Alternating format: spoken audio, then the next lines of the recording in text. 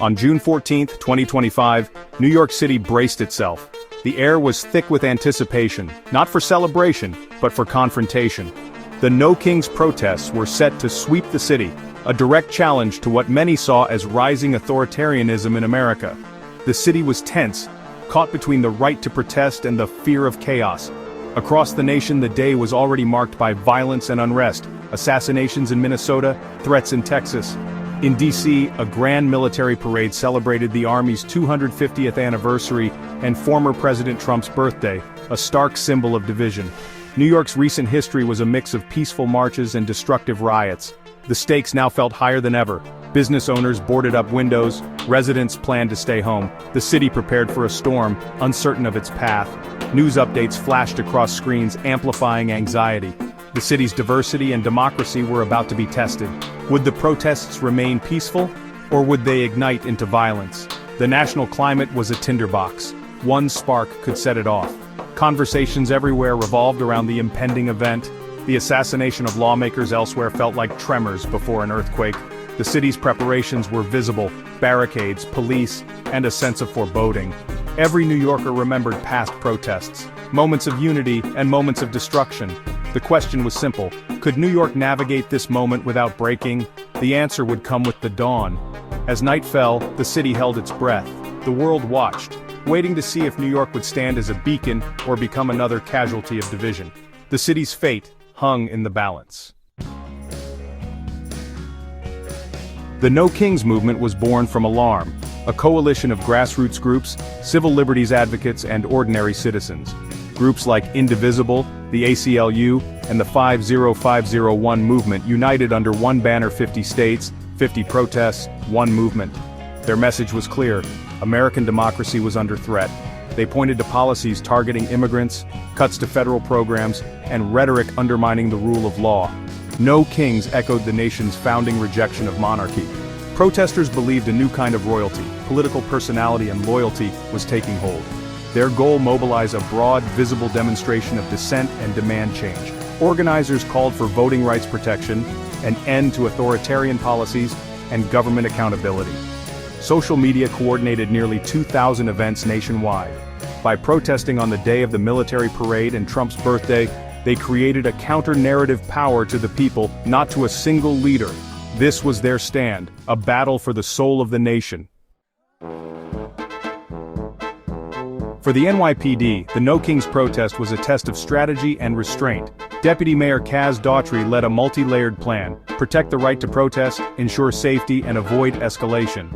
This wasn't just about numbers. We used technology, strategic positioning, and most importantly, communication. Surveillance cameras and drones monitored the march, giving commanders real-time insight. Community liaisons worked with organizers, building trust and setting expectations.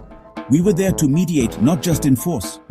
Barricades lined the route, officers stood ready, and rapid response units waited out of sight.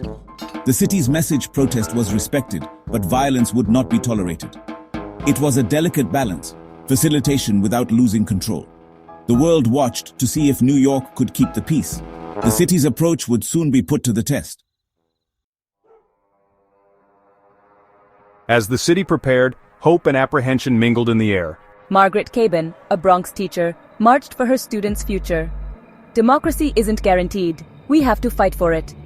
Henry Carpio, an Ecuadorian immigrant, saw the protest as a stand against cruelty. We build this city. We are part of its fabric. His presence was a statement of resilience. On the other side, police felt the pressure to protect rights and maintain order. An NYPD sergeant: "We want everyone to go home safe. We train for the worst, hope for the best." Local business owners watched with resignation.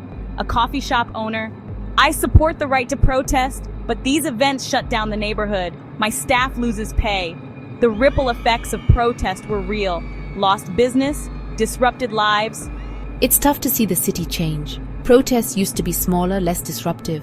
Now it's a different world. The city's diversity was on full display. Marchers, police, residents, all with their own hopes and fears. The protest was more than a march. It was a collision of ideals and daily realities. For some, it was a fight for democracy. For others, a disruption to endure. The city's soul was on the line. As the march approached, everyone wondered, would this be a day of unity or division? The answer would come not from leaders, but from the streets themselves. The city's fate rested in the hands of its people. The world watched, waiting for the outcome. The marchers gathered, ready to make their voices heard. The city braced for what was to come. The day of reckoning had arrived. Rain fell as crowds swelled in Bryant Park, but spirits remained high. Umbrellas and banners filled the streets. No kings, power to the people. The march began, a river of people flowing down Fifth Avenue. Police lined the route, stoic and watchful, forming a barrier between marchers and storefronts. From above, the scene was striking, a vibrant ribbon of humanity cutting through gray Manhattan. The crowd was diverse, students, elders, parents, immigrants, all united in purpose. Chants echoed, "This is what democracy looks like!" Strangers shared snacks, held signs, and marched together. The police strategy worked. Liaisons mingled, tactical units stayed back, and tension eased. There were no major confrontations. The march was loud and disruptive, but peaceful. As the crowd reached Madison Square Park, relief was palpable. Protesters dispersed, leaving behind wet signs and the echo of their chants. The city had weathered the storm for now. The world took note of New York's example. The No Kings protest revealed a nation wrestling with its identity. Margaret Cabin marched with fellow teachers. We teach about democracy, but today we defend it. Henry Carpio held an American flag. In my country, protest is dangerous. Here, it's a right we must defend. Deputy Mayor Kaz Daughtry praised the day's peaceful outcome. New York showed how to balance rights and safety. Our approach worked. Only 3 arrests were made, a testament to planning and restraint. Not all were satisfied. A Fifth Avenue store owner lamented, "We lost thousands in sales. There must be a better way." The city's challenge balancing protest with daily life. The protest was a model for some, a disruption for others. The debate over how to manage dissent was far from settled. The day's events left lingering questions about the cost and value of protest.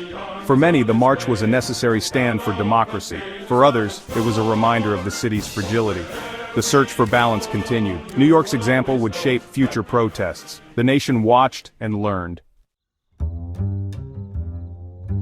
As Fifth Avenue reopened, a fragile peace settled over New York. The city's plan had worked. Order was maintained, violence avoided. Yet, unrest elsewhere cast a shadow: assassinations, lockdowns, and violence in other cities. The nation's divisions were deep and dangerous. New York managed the symptoms, but the disease of polarization remained. The protest left a complex legacy for public safety and civic action. Finding the line between safety and meaningful protest is a critical challenge for cities. The No Kings protest was a barometer of American democracy's health. The marchers answered by showing up and speaking out, but was anyone in power truly listening? As night fell, the question lingered: could unity ever be restored?